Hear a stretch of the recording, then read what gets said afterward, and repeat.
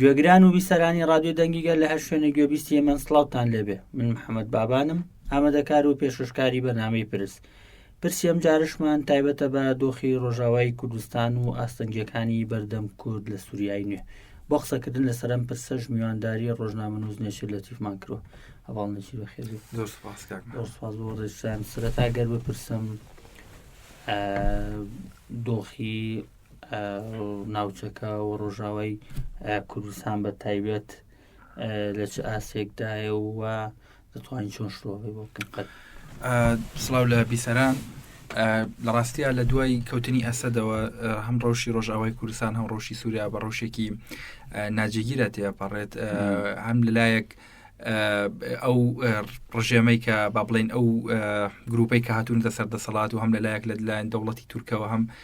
هاوپەیمانانەوە ڕۆژی سووریا ڕۆژێکە کە گۆڕانکاری خێرایتیا ڕوئەدات. ئەوەی کە ئێستا هەیە ئێمە زۆر کەس وا پێیوا بوو کە لە دوای کەوتنی ئەسەد ڕۆژاوی کوردستان شتێک نامێنێ بەنای ڕۆژاوی کوردستان لەبەرەوەی کە دەوڵەتی داگیرکەری تورکیا ئێمە زانین هەڕەشەی بەرفراوانی ڕۆژاوی کوردستانە کردووە. هەمیشە لە ناو لێدوانی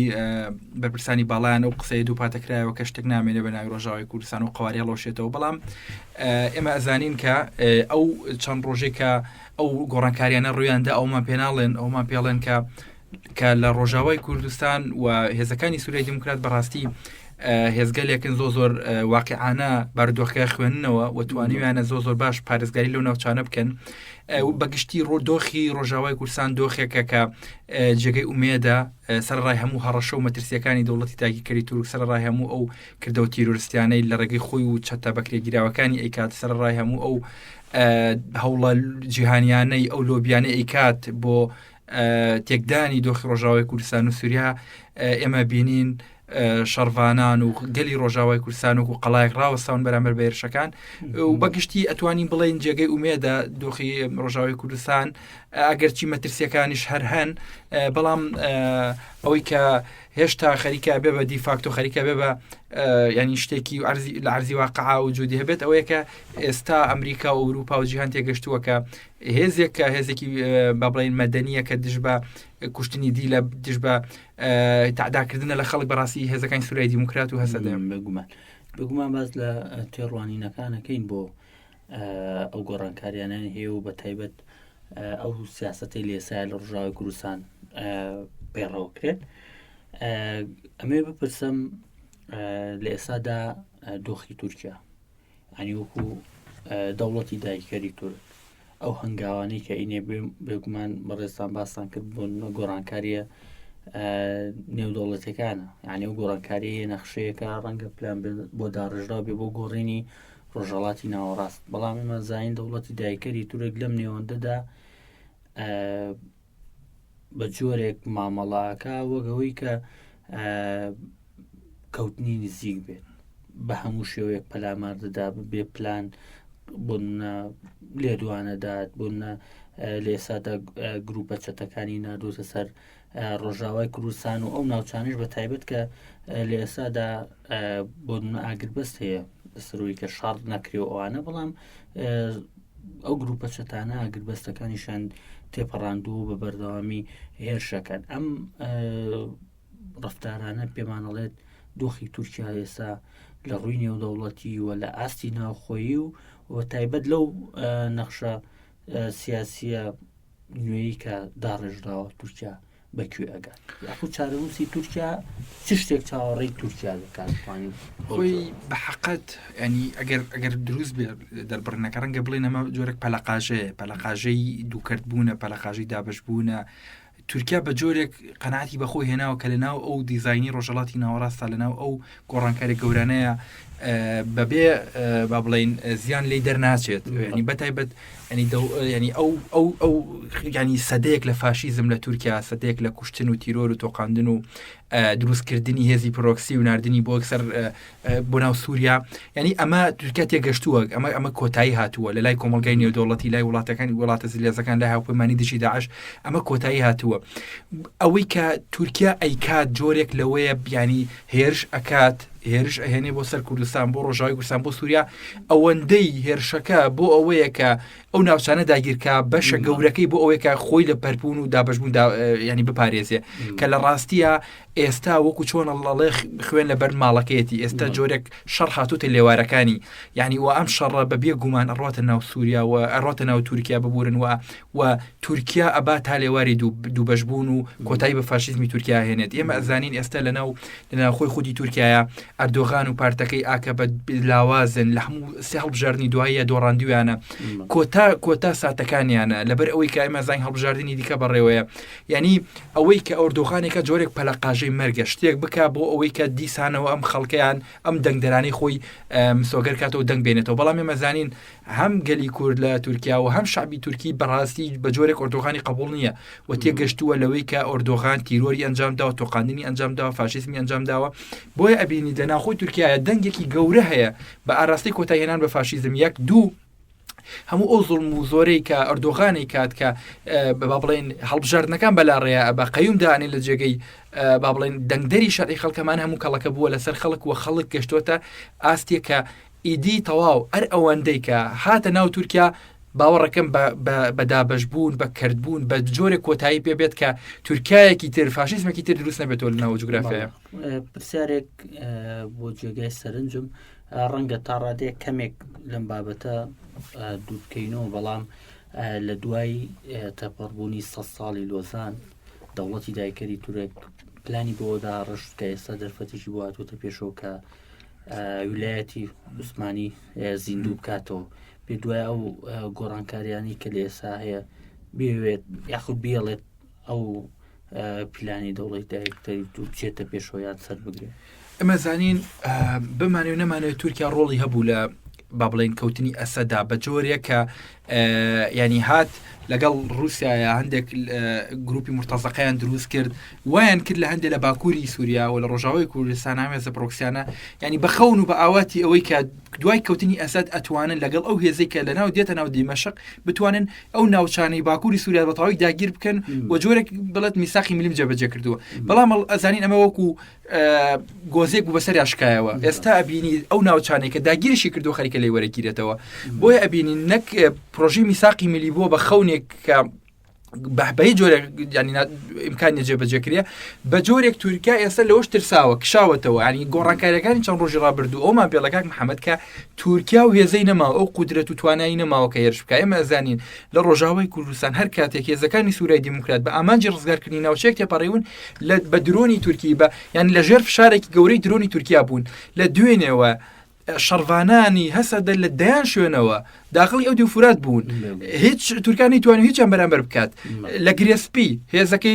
هێزەکەی تورکیا لە چەندی شوێن دەرکردووە دەربڕاندووە ناوچەکانی ڕزگار کردوتەوە گوندەکان کە هێشتا بەڕاگەیانی ڕسمی ڕایان نەگاندووە لە منبەج گۆڕانکارێکی گەورە ڕووی داوە هێزە پرۆکسیەکەی تورکیا کشاوەتەوە لەوێ یعنی هەموو ئەمانە پێمانەڵێت کە بە جۆرێک تورکیا ئەو قدرەتە ئەو توانایی نییە شەڕی با بڵێن هێزی کوردی بکات و شەڕی هەسەدە بکات و خۆی لەناو گۆڕانکارەکانی ڕۆژهەڵاتی ناوڕاستە نابینێتەوە بۆیە من بە باوەڕی من پێم وایە ینی ئەردۆغان و ئاکەپا تێگەیشتون لەوەی کە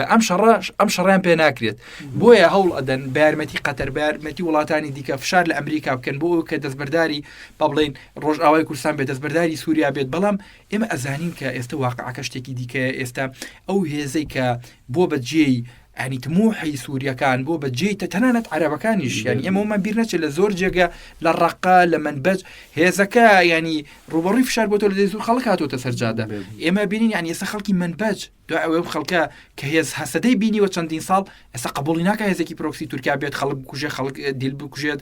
بۆیە ئەبینیت کە ئێستا تورکیا بە جۆرێک خۆی لەناو ڕۆگەڕانکاریەکانی سووریا نابینێتەوە بە جۆرێک ئێستا هاتووە بە باوەڕی من ناوماڵی خۆی قایمکات بۆی کە ئەم پرژی ئەم ئاگرەی کە ئەم بڵێسەیە کە ڕووی لە ڕۆژهەڵاتی ناوە ڕست کردووە ئەوێ نەگرێتەوە بەڵێ کەواتە لە بەرامبەر ئەم پێگە لاوازەی تورکیا پێگەی کورد لە چ ئاسێکدایە هەم لە ڕووی سەربازی و لەشکریەوە هەب لە ڕووی سیاسی یعنی و هەنگاوانی کە دەستان پێکرۆ بۆ پاراستنی لانی کەم پێگاتەکانی ژێر دەستی ڕۆژاوای کوردستان تا چەند توانین بڵین کورد پێگەیەکی ئازبەرزی هەیە و لە بەرامبەر ئەوەشدا توانی باز لەوە بین کە ئەو ئاستەنگیانە چین کە لە بەردەم کوردان کە پێویستە لە سووریای نوێ یاخۆ بۆ تەشکیلکردنی حکوومەتی سووریای نوێ تێپەڕێن. ئەگەر چەند ساڵێک پێش ئێستا ئەم بەرنامەیەمان بکردە و لە من بپرسیا دۆخی کورد چۆنە، معنی بەتایبەتی بگەڕێنەوە 12 ساڵێک پێش ئێستا بەڕاستی لەوانەیە بمپرسی بە ئایا ئێمە کوردستانێکمان هەیە لە ڕۆژاوای کوردستان، لەوانی ینی من وەکو با بڵێن کەسێک ڕۆژنامە نووسم ڕەنگە بزانم، بەس ینی دۆخی کورد لە دۆخێکا بوو لە ڕۆژاوای کوردستان، دۆخێک بوو کە کەس تەمەنای کەسمان نەبوو کە بە جۆرێک وای لێ هاتبوو خەریک بوو کوردستان بوونی ڕۆژئاوا ئەبوو بە خەون، ئەبوو بە خەیاڵ لەبەرەوەی کە مافی نەبوو. بەڵام بەم 12 ساڵە بەڕاستی هێزەکانی یەپەکە یەپەژە و بەم دوایش بە بڵێن هەسەدا هەمویان پێکەوە کە گرێدراوی هێزی گەرن، ینی گۆڕانکاریەکیان وایان دروست کردووە لە ئیرادەیەکی وایان بە کوردی ڕۆژاوا داوە کە بەڕاستی ئەتوانن بڵێن زۆر لە باشووری کوردستان ئێمە ئومێد و تموحمان بە ڕۆژاوای کوردستانە و ئەتوانین بڵێن دۆخێک دروست کراوە ئێستا باشوور بڵێ بێت ئەزمموی ئەوان دووبارەکاتەوە بە جۆرێک کە لەناو ئاگر و لەناو تووفانی شەڕا لەناو دووکەڵ و لەناو باروتی شەڕا هاتوون هێزێک هێزگەلێک ینی هێزێکی مەدەنیان دروست کردووە کە توانیوێتی جۆرێک ئیرادەیەکی کوردی زاڵ بێتەوە هەستێکی نیشتیمان پەروەری وازاڵ بێتەوە کە بەڕاستی بە ئێمە خەونی ئەومان نەبوو بە 100 ساڵش پێی بکەین. ینی ئەوەی کە هێزە شۆڕژگەرەکانی هەسەدا و یەپەگەوە یەپەشە کردویانە لە ڕۆژاوای کوردستان بە باوەڕی من شتێکە ئێمە ینی بیرمان قەت بیرمان بۆی نەچووە. بۆیە کورد لەوێ بەڕاستی پێگەیەکی بەهێزی هەیە خاوەن بڕیارە لە سووریای داهاتووە گەلێکە کە مستەحیلە ئیمکان نییە کە دەستوری سووریا بەبێ کورد بنووسرێتەوە، هێزی پەرلەمان بەبێ کورد تێپەڕێنرێ، حکوومەت بەبێ کورد دروست کرێ لەبەر ئەوەی کە هێزی کاریگەر هێزی ڕسمی هێزێک کە معتەبەرە لای کۆمەڵگەی نەوەدەوڵەتی لەناو هەموو سووریا ئێستا تەنها هەسەتە ئەم هێزانی دیکە نازانی تۆ نازانی لە دیمەشق چ ڕۆدا، نازانی داهاتوو دیمەشق چۆنە، کۆمەڵە گروپی چەکدار هەن، کۆمەڵێکی دیکە لە لێجا بووەتەوە لە درعا شەڕ هەیە، ینی ئاڵۆزیەکی گەورە هەیە لەناو خۆی سووریا، بەڵام هێزێکی منەظەم هێزێکی ڕێکخراو هەیە لەم دی فوراتەوە لەو دی فوراتیشەوە تێپەڕێن، ینی ئەم هێزە هێزی ئومێدە. مەترسیەکان چین؟ لە ڕاستی مەترسیەکان ئەوەی کە هەیە مەترسی ناوخۆیی هەیە و مەترسی دەرەکیش هەیە. مەترسیە دەرەکیەکان ئەو بخۆی وەکوتم خۆی لەو پەلەقاژی تورکیا بینێتەوە کە هەمیشە ئەوێت ئەو کارخانە ئەو جبەخانە تەقەمەنی و هێزەی کە لە ناتۆ وەریگرتووە کە وەکو ئەندامێکی ناتۆ بەدەستی هێناوە کە لە داگیرکردنی ناوچەکانە بەدەستی هێناوە، ئەوێت جۆرێک ئەمە دۆخێک دروستکە کە خەڵکی با بڵێن ڕۆژئاوای کوردستان بخاتە مەترسی جەنگەوە. بە باوەڕی من ئەمە مەترسیە لەسەر ڕۆژاوای کوردستان تا ئەو ئەندازەی کە گەل خۆی بەڕێخستنەکە تا گەنجە ڕوبەڕووی ئەمانە ئابێتەوە. مەترسێکی دیکە هێزە پرۆکسیەکانی تورکیان کە ئەم هێزان هێزگەلێکن کە بەداخەو کۆمەڵە هێزی گرێدراوی کوردیش هەن کە لەناو ئەم بازنەیە لەناو ئەوەی کە تورکیا و ئۆپۆزیسیۆنی سووریا ناساندوونی کە SNA کە هێزی ئەنەکەسەیە کە کۆمەڵ هێزی دیکەی پرۆکسی لەو ناوچانە کە ئەمانە بەداخەوە بەشێکیان ئەتوانن ناوخوا کێشە دروستکەن. ئێمە زانین ینی ئەم هێزانە وەکو جۆرە گرێدراوی تورکیان لەبەر گرێدراوی بوونەکەیان ناتوانن ببن بێنە ناو یەکێتی نەتەوەییەوە لەبەرەوەی کە هەمیشە هەڵەسوڕێنرێن لەلایەن حیزبی دیکەوە لەلایەن کەسی دیکەوە. بە باوەڕی من ئەم هێزانش هێزگەلێکن ئەگەر عەقڵ بن ئەگەر چارەنووسی خۆیان ئەگەر بیانەوە لە سوورەی داهاتوو ڕۆژئاوای کوردستانی داهاتوو ڕۆژئاوای کوردستان هەبن ئەبێ بێنە ناو یەکێتی گەلەوە، ئەبێ ینی خۆیان ببن بە بەشێک لە ڕەوینەوەی مەترسیەکانی سەر کورد نەک ببن بە بەشێک لە مەترسیەکان. بەڵێ پێویست بە پارچەکانی دیکەی کوردستان و بە تایبەت باشووری کوردستان کە ئێستا فیدراڵێتێکی تێدا هەیە بۆ نمونە بوون و پاراستنی پێگەی ڕۆژاوای کوردستان لە سووریای نوێدا چ کاریگەریەکی بێ لەسەر پارچەکانی دیکە بەگشتی و بە تایبەت باشووری کوردستان. بێگومان دوجاریش پرسیارمانە بێسەبارەت بەو ئاستەنگیانی کە لە باشوور دروستەکرێتەوە. بێگومان کاریگەری ڕاستەخۆی هەیە لەبەر چی؟ لەبەرەوەی ئێمە سنوورمان هەیە بە بابلێترون ڕۆژئاواوە، ینی بێنە بەر چاود ئەگەر هێزی کوردی لەوێ نەبن ئەگەر بۆ نمونە ئەو سنووری با بڵێن سێمێڵکە ئەو سنوورێکە بە درێژایی حەسەکە درێژە بێتەوە تا ئەڵقائیم دێت و لەوسە ینی بێمە چاود ئەگەر هێزێکی کوردی نەبێت لەوێ ئەگەر کۆمەڵێک چاتە هەبن لەو شوێنە چەند مەترسێکی گەورە بۆسە دروستە. ئێمە ئەزانین کە یەکەم جار کە داعش دروست بوو لە سووریا دروست بوو، ینی دەوڵەتی الدولة العراق في الشام بوو، الدولة الإسلامية في الشام بوو. دواتر ئەم هێزە بەهۆی ئەوەی کە سنوورەکانی عێراق لاواز بوو کشان هاتن ئەو مەترسیە گەوریان دروست کرد و تیرۆرە گەوریان دروست کرد. ئێمە زانین ئەوێ ینی بەڕاستی پاراستنی قوارەی باشووری کوردستان یەکسانە بە پاراستنی باشووری کوردستان و پارچەکانی دیکەش. ئومێد لە باشووری کوردستان ئەگەر هەبێت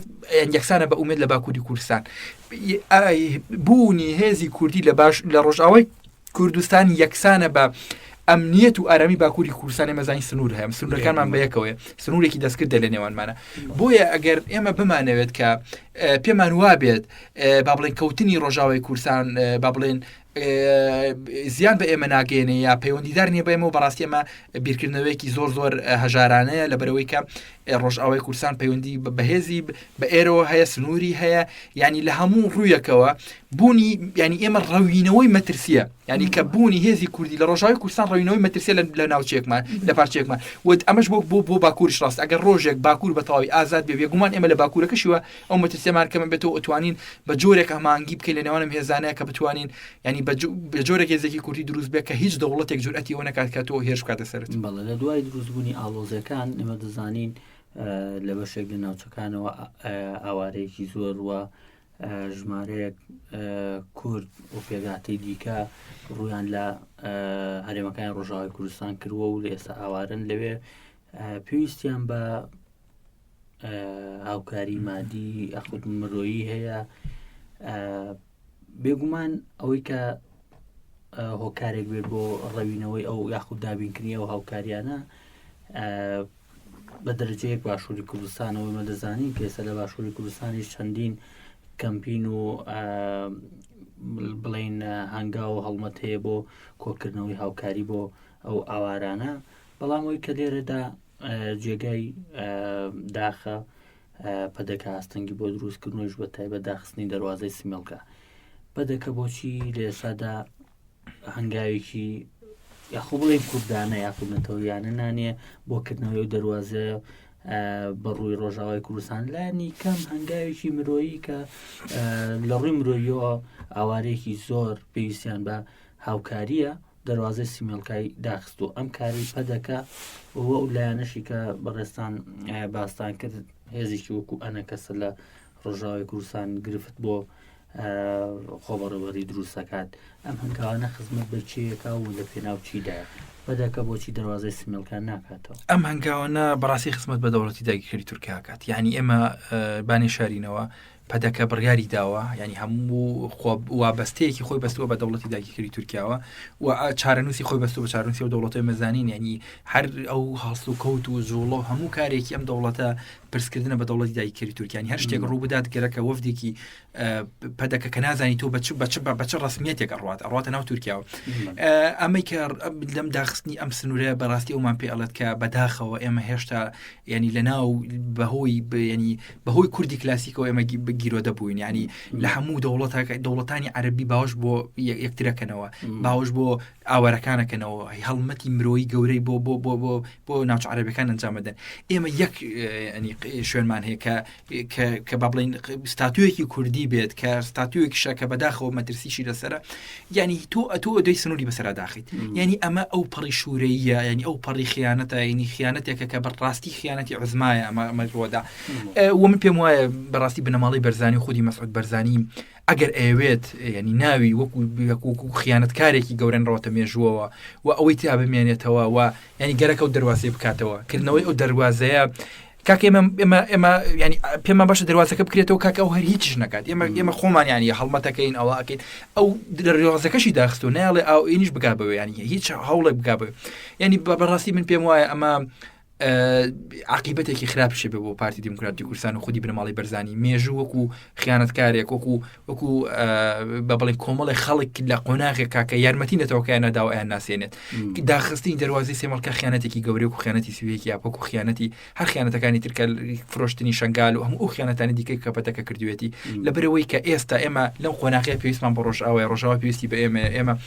هەرچەند پەیوەندەکەمان تون و تۆڵ بێ لە خزمەت دۆزی کوردایە بەڵام بینی بەداخەوە لەسەر داوای دەوڵەتی داگیرکەری تورک ئەم هێزە کەم پێم خۆش نییە هەندێشت بڵێم لەبەرەوەی کە هیچ نەبێت خۆی هێزی کوردی ناسانەوە بەڵام بەڕاستی ئەتوانین پێ بڵێن کە هێزێکە گرێدراوی دەوڵەتی داگیرکەری تورکیایە ئەم دەواازەی داخستووە ڕێگیرە لە بەردەم ئەوەی کە ڕۆژئاوای کوردستان سنوورێکی بەرڕوا بکرێتەوە بەڵێ پەدەکە کەوتۆتە هێڵی خیانەت بەڕێستان باستانکاری لەوە ناکرێت ئەوەی کە لە ئێستادا هەیە ئەو هێزانەی کە لە دەسەڵاتان بۆ نمونە یەنەکە شوانی کوردستان ئەو بە وازەحی پاڵپشتی لە ڕۆژاوای کوردستانەکە ینی بۆ نمونە ماوەتەوە ئەو لایەنانەی کە هەم بە ئۆپۆزیسیۆن خۆیانە ناسێن و هەن لایانی ئیسلامیشن بۆ نمونە ئەوان دەبینین بێ هەڵوێستێکی یاخود توانین بڵێن بێویدانیشی گەوراکەم بەرامبەر بەو پارچەی کوردستان ئەمەیان بۆ دوجار باسی هەڵوێستی لایەنە ئیسلامیەکانش بە تایبەت یەکگرتووی ئیسلامی کوردستان دەکەین لە کاتێکدا کورد لە بەرامبەر مەترسیدارترین فاشیست کە تورکیایە لە بەردەم مەترسی ئەوەندایە و مەترسی سەڕینەوەی ئەوەندایە بەڵام دەبینین بۆ منە ئەمیداری یەکگرتوو لەم کات و ساتەیە بەبێ هیچ پەردە و بەبێ هیچ بۆنەیەک سەردانی تورکیاکە ئەمە بۆ چیەگەڕێن بەڕاستی ڕۆڵی ئۆپۆزیسیۆنەوەی کە لە ناو دوو کانەوەتر ئۆپۆزیسیۆن ڕۆڵێکی زۆر ئەنی جێگەی بەزەیە ئەوەی کە ئۆپۆزیسیۆنێکە بە باوەڕی من بە تایبەتی ئەو حیزبانی کە دەنگیان هێناوە لە دوای هەڵبژاردنە من زۆر جارەکەمە گومانی ئەوەی ئایا ئەم دیزاینەی کە تورکیا کردی پادەکەی کرد بە یەکەم و ئۆپۆزیسیۆن بەشێک لە ئۆپۆزیسیۆنی سەرخست بەسەر بەشێکی دیکە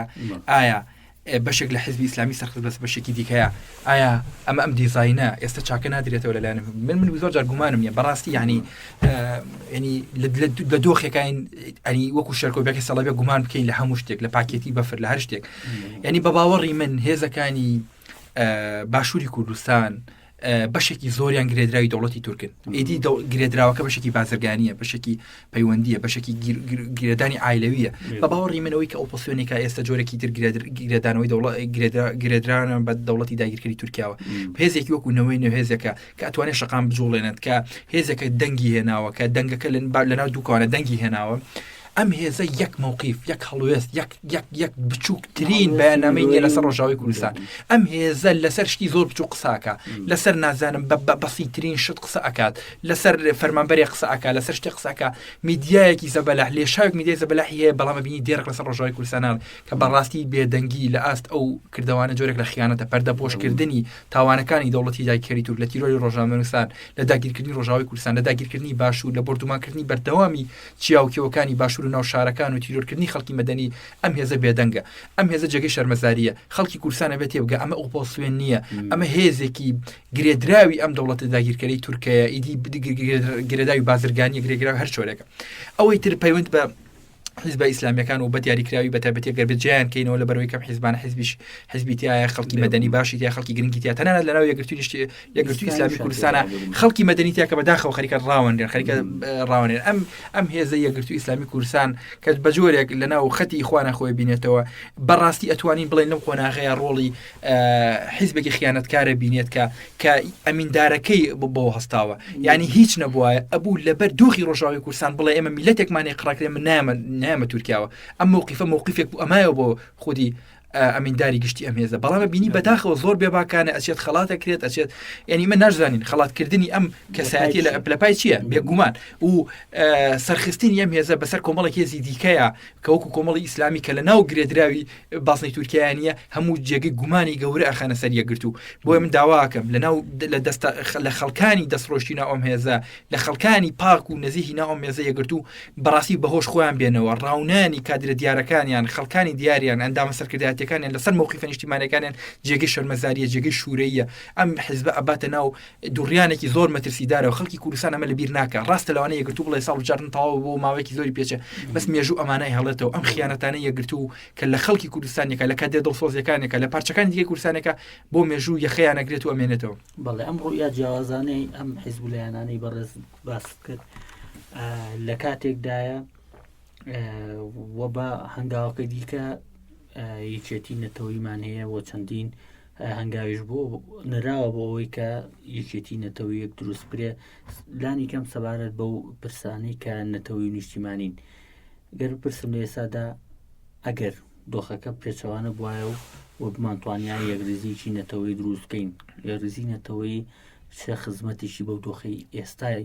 کورد ئەکرد هەم لە باشوور و هەم لە ڕۆژاوی کوردستان ئەگەر یەک ڕێزێکی نەتەوەی هەبووایە بە فعلی هێزەکان خەمی بارودۆخ و خەمی کوردستانیان بواە بێگومان دۆخی کورد زۆر لەمە ئێستا باشترە بوو کاتێکە کەرتۆ یەکێتێکی نەتەوەی هەبێت بەردەوام قسە لەسەر پارچەکانی دیکە بکات بتوانێت یعنی ڕێگە بەخۆی بدا لەسەر باکوور قسە بکات لەسەر ڕۆژاوا قسە بکات لەسەر ڕۆژهەڵات لەسەر دانانی قەیوم لەسەر بردومانکردنی تورکیا بێگومان دۆخی کوردیا زۆر بەهێزترە بێ کورد یەکگرتووی کورد ینی خزمەتێکی گەورەیە کرد بە دۆزی کورد بەڵام بەداخەوە ئێمە زانین ئەم شتە ڕەگوڕیشەی بۆ عوسمانی سەفەوی گەڕێتەوە لەو سەردەمە تا ئێستا ئێمە کرد بووین لە نێوان دوو هێزی دیاری کراوە کە هێزی بەرەی ڕۆژهەڵات و بەرەی ڕۆژئاوایە ینی بەداخەوە ینی ئەوەی کە هەیە هێزەکان ینی سەرکردایەتی کورد لە ئاست و دۆخەیانین کە بتوانن لەسەر ئەم پرسە هەڵوێستا بکەن ینی دروستکردنی هێزی نەتەوەی ینی بەهێز بە هێزگەلێکەکە خاوەن مەبادی بێخاوەن مووقیفی نەتەوەیەتی بێ بەداخەوە تۆ بینی باشووری کوردستان هێزێکی و پارتی دیموکراتی کوردستان پاتەکە ئەرقەلەی گەورەیە نەکرد ئەوە تەنان ئەرقەلەی لە بەردەم کۆنگرێت نەتەوەی کورد کەنەکەشە کە ئەم هێزە بووە بە هێزێک جۆرێک وای کردووە هێزگەلەکانی دەوروبەری خۆشی ناچارێک دۆ نەچنە ناوەمەوە بۆیە بەڕاستی ئێمە هەر چەندێ من جێگەی ئومێدە ینی هەندێک هێزی ئێمە بە شتەکە ڕەش نەبینین هێزگەلی باشن خاوەن کەسایەتی باشن لە باشووری کوردستان بەڕاستی ڕاستگۆ بین ینی لەم بارودۆخە هێزەکانی نیشتیمانی یەکێتی نیشتیمانی کوردستان خەڵکانێکی دیکە هەن لە هێز و پارچەکانی دیکەی کوردستان خەڵکانێکی دیکە هەن لە نخبە لە ڕۆژنامەنووس لە میدیاکار کە بە ئەرکی خۆیان هەڵەسن بەڵام بەداخەوە تۆ بینیت لە هەمان کاتە ئەو گرێدراشێکە جێگەی داخە بەڵێ جیاواز لە حیزب و لایەنە سیاسەکان باسی نخبە و هەندێک لە ڕۆشنبیرەکانیشت کرد بەڵام ئەوێ پرسم لە ئێسادا هەڵوێستی گەل چۆنە یاخود تێڕوانینی گەل چۆنە سەبارە بەو گۆڕانکاریانەی ڕووداەخ ئەو تەعاتوفە چۆنە بینی لە بینی بۆ نمونە پارچەکانی کوردستان بۆ نمونە ئێستا گەل لە باشووری کوردستان چۆن تەعاتوفی هەیە سەبارەت بە ئەو دۆخی کە لە ڕۆژاوای کوردستان هەیە و ئەو سەرکەوتن و بەرەو پێچوونانی کە لەلایەن نی هەم سەربازی و لەشکری و لایەنی سیاسی و کورد جێبەجێ دوێنێ لە شاری هەولێر گردبوونەوەی کرا بۆ پاڵپشتی ڕۆژاوای کوردستان هەرچەنە وەکوتمان پارتی دیموکراتی کوردستان ئەقەڵی بۆش دروست کرد لە سلێمانی کەمپین هەیە چەندان کەمپین هەیە بۆ پاڵپشتی ڕۆژاوای کوردستان لە گەرمیان لەم ڕۆژانەی دوایە پاڵپشتی ڕۆژاوای کوردستان کرا ینی ئێمە دەمەجیالەوەی کە ئێمە خەڵکی کوردستان بەگشتیە بینی لە تۆڕە کۆمەڵایەتەکان لە لێدوانەکانیان لەسەر شەقام خەڵکی باشووری کوردستان بەڕاستی بەدەنگ دۆسی ڕۆژاوایە وە بەڕاستی خەمی ئەوە شێتی ڕۆژاوای کوردستان چی ڕوئەدا و بەڕاستی ئەوەی خەڵکی کوردستان لە هێزەکانیشی ئەوێت ئەوەیە کە پاڵپشتی ڕۆژاوای کوردستان کرد خەڵکی ئێمە خەڵکێکە بەڕاستیەوە بە چەپیەوە بە ئیسلامی و علمانی و بە هەموو خاوەن فکری و ڕایەکی بیرڕایەکی جیاوازیەوە بەڕاستی لە پشت ڕۆژاوای کوردستانەوە مووقیفی لەگەڵ مووقیفی خەڵک و شەڕبانانی ڕۆژئاوای کوردستانە ئەوەی کە هەیە هێزەکان و گوتمان ئەمە دەلالەتەکە لە بەشێکی کەم لە خەڵکەگینا بەڕاستی لە ناو لایەنگرانی و هێزانەشا خودی پارتی دیموکراتی کوردستانشا بەڕاستی لایەنگرەکانی لەگەڵ ڕۆژاوای کوردستانان بەڵام بەداخەوە ئیدی وەکو چۆن وابەستەیەک هەیە لە ڕێی میدیاکانی و لە ڕێگەی سەرکردەکانیەوە کە نانەنا ئەو چەترەوە بەڵێ ڕۆڵی کۆمەلگای نێودەوڵەتی چۆنە بینی سەبارەت بە ڕەوشی کورد لە سووریا بەڕای من ینی هەرچەنە ئەمە جۆرێک ئالۆزیتیایە لە بەرەوەی کە هەڵوێستی کۆمەلگای نێودەوڵەتی هەڵوێستێکی جێگیر نیە لە ڕۆژاوای کوردستان هەندێک جارە بینیت لە هەندێک بابەتە ینی زۆر بێباکانە زۆر ناموبالاتانە ینی مامەڵاکەن بەڵام بەگشتی کۆمەلگای نێودەوڵەتیش گەشتووە بۆ ڕاستی کە حەلی ئەم چارەنووسی ئەمە بەبێ کورد ناکرێت بەبێ گومانوە بەبێ هێزەکانی سووریای دیموکرات ناکرێت وەکو واقعیکی بەڵام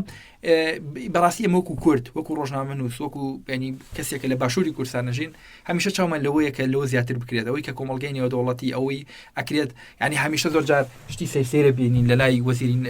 لە دوای نیانە وەزیری دەرەوەی ئەڵمانیا ینی کەوتۆتە ژێر کاریگەری هەندێک بارودۆخی بە تورکیا و سەردانەکانی فیدانەوە بەڵام ئەوەی کە هەیە لە ڕاستیە ینی کۆمەلگای نێودەوڵەتی ئەبێ ڕۆلی لەوە زیاتری هەبێت لە ڕۆژاوای کوردستان و لە چونکە ئێستا ئەبینی دەوڵەتێکی وەکو تورکیا ئەندامبوونی لە ناتۆ قۆزێتەوە بۆی کە هێرشکاتە سەر ڕۆژاوای کوردستان ینی ئەوەی کردووە بە دەرچەیەکە مادەم ئەندامی ناتۆ هێرش ناکرێتە سەری ناوەستێنرێ کە ئەمە بەڕاستی مەترسێکی گەورەیە و کۆمەلگای نێودەوڵەتی ئەبێت لە ئاست ئەو پێشێرکاریە گەورانی دەوڵەتی تورکیا بەرپرسیار بێ و خاوەن پرس بێ و جۆرێک بەوا بچێتەوە ینی جێگەی دڵخۆشیە هەندێک جار دەنگێکی وا بیستین کە سزا دروستکی ینی سزای تورکیا ئەدرێ سزای ئابووری درێ ئەگەر هێرشکاتە سەر کۆبانی ئەگەر ئەمانە بچنە بواری جێبەجێکردنەوە بە باوەڕی من کاری باشەوە ئێمە پێمان خۆشە ینی و جیهانش لە ئاست کورد و لە ئاست کۆبانی ڕۆژاوای کوردستانە بێدەنگ نەبێت بەڵێگەر دوایین پرسیار بکەم هەڵوێست و مامەڵەکردنی هەم دەستگا میدیایەکان یاخۆ میدیا بە شێوەیەکی گشتی سەبارەت بۆ گۆڕانکاریانەی کە هەن هەم لە گەیاندنی پەیامەکان هەم لە پێدانی مۆڕاڵ و پاڵپشتی بە کورد لە ڕۆژاوای کوردستان چۆن ئەبینیوە لە میدیاکانی پەدەکەش بە تایبەت ئەو چاواشەکاریانەی کەیکەن لە چوارچێوی شەڕی تایبەت بوونە شەڕی تایبەتی دەوڵەتی دایکەری تورک هەیەوە پەدەکەش کەوتۆتە چوارچێوەی ئەو شەڕە تایبەتەوە ئەوان چۆن مامەڵەکەن و لە بەرامبەردا میدیا و میدیاکاران لە باشووری کوردستان بەدەر لە میدیاکانی پەدەکە چۆن ڕەوشەکە گوازنەوە بێگومان لە باشووری کوردستانیش گەل پێویستی بۆیە کە برد و درشتی زانیارەکان پێ بگات. لە ڕاستیە من زۆر جار کە سەیری میدیای باشووری کوردستانەکەم جیاوازێکی گەورەی بینم لە بینی میدیاکانە ئەو شێوازەکاری لەسەر ڕۆژاوی کوردستان میدیای پەدەکە و لە ناو کەوانێکە میدیای مەسرور بەرزانی و پاراستن ئەیکات لە ڕاستیە شەڕێکی گەورەی تایبەتەکە دەوڵەتی تایبەتی تورکیا پیانەکات. یعنی من لام سەیرە لام جێتی ڕامانە میدیایەک بە پارەی و میلەتە دروست کرابێت ملیۆنان دۆلاری بۆ سەرف کرابێت بێت دێر بە دێڕی قسەی مرۆڤ کوژێکی وەکو هاکان فیدان تیرۆرستە گەورە تیرۆرستێک ڕابەرێکی تیرۆریزمی جیهانی وەکو ئۆردۆغان کە ڕابەری تیرۆریزمە لە ڕۆژهەڵاتی ناوەڕاستە بێت بیڕازێنێتەوە و دەرخواردی ئەو میلەتەی با کە ئەو میلەتە خۆی ئەزانێت چۆن جوابی ئەمانە ئەیاتەوە. ئەگەر تۆ لە سەیری ئەم میدیانە بکەیت ڕۆژانە یعنی ژەهر و تۆمەت و دەیان تەشیرەکەن بە هێزەکانی سووریا دیموکرات بە حەسەدە بە هێزی کوردی لەوێ و دەیان جار ینی قسەکانی گەورە ڕابەری تیرۆریزمی ڕۆژهەڵاتی ناوەڕاست ئەردۆغان ئەهێنن و دەرخواردی ئەوە دەن. بۆیە بەڕاستی من پێم وایە میدیاکانی پەدەکە لە ناوکەوانەکە میدیاکانی پاراستن و مەسرور بەرزانی ڕۆڵی خیانەتکارێکی گەورە ئەبینین ڕۆڵی جاشێک یا کۆنترا جاشێک ڕۆڵەکە بینن کە ڕۆڵەکە نازانم لە ڕۆڵی کێ خراپتر بێت هەرچەند ئەمەوێت کەسێک بێن مە ئاستیان کە ڕۆڵیان وەکووانە خراپێ بەڕاستی پێم وایە خراپترین ڕۆڵە گێڕن و میدیایەکن هیچ کاتێک نابنە میدیای گەل ئەم میدیانە میدیاکی قێزەونن میدیاکی ترسناکن میدیای ڕەشن میدیایەکن لە ناو سومعی کۆمەڵگەی باشووری کوردستان سومعێکی خراپ و تاریکیان هەیە و پێم وایە عاقبەتێکی باشیشیان نابێ ئەم میدیانە لەبەرەوەی کە خۆیان گرێدەن بم بە دەسەڵاتە تورکیا تورانیەوە. ئەوەی دیکە میدیا بەگشتی میدیای با بڵێن دەرەوەی میدیای پەدەکە میدیایەکە ئەگەرچی میدیای ئۆپۆزیسیۆنش ڕۆڵی هیچ زۆر ینی بێڕۆڵە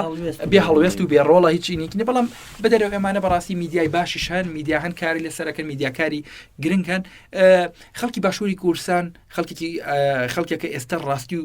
با بڵێن ڕەش و سپی بۆ جیاکرێتەوە ئەوانەی کە میدیا پێدازانێت چی ڕاستە ئەوەی کە میدیا پێزانێت زانێت چی ئەوەیە. بۆیە من ئەم چەند ڕۆژە ئەوەندەی چاوم بە تۆڕە کۆمەڵاتیەکانە ئەبینی ئەگەڕا بەڕاستی دەستخۆشێکی گەورە هەبوو لەو میدیانێک کە هەڵوێستی نیشتیمانیانێک کە خاوەن هەڵوێستن و هەمیشە دژ بەو میدیا چاواشەکارانەی با بڵێن لەناو شەڕی تایبەتان ئەوەستایەوە پێدوانی هاوڵاتیان یاخود بینەر دوورکەوتۆ لە میدیای چاواشەکار و سێبەرەکان و گەڕانەوە بۆ لای میدیای ئازاد بێگومان ئێستا ئەوەی کە بینرێت میدیای ئازاد ینی میدیایەکە کە خەڵکو و سەرچاوی بینێت خەڵکی وەکو سەرچاوی ڕۆژانی هەواڵی خۆی هەواڵی لێوەرەگرێت و ئەژدانێتەوە شەڕە تایبەتی میدیای پەدەکە ئیکات بە تایبەتی میدیای پاراستن و مەسرور بەرزانی ئەکات ینی شەڕەکە دەوڵەتی تورکیا بمانەی ئەکات و ئەیەوێت بە جۆرێک ڕۆژهەڵاتی ڕۆژئاوای کوردستان دۆخێکی ئارام نەبینێ بەڵام بەڕاستی مەساحیان زۆر لاواز بۆ بینەریان زۆر دابەزیوە و بە جۆرێک ئەم میدیانە پراوێز خراون لە کۆمەڵگەی باشوور. ڕۆژنامە نووزنێکی لە تیڤ دووبارە سپاس بۆ ئامادە بوون. زۆر سپاس بۆ ئێوەش. بەڵێ بەڕێزان زۆر سپاس بۆ ئێشتا کوێ سەوی سەرمابوون تا پرسێکی دیکە ئاسوودە بن.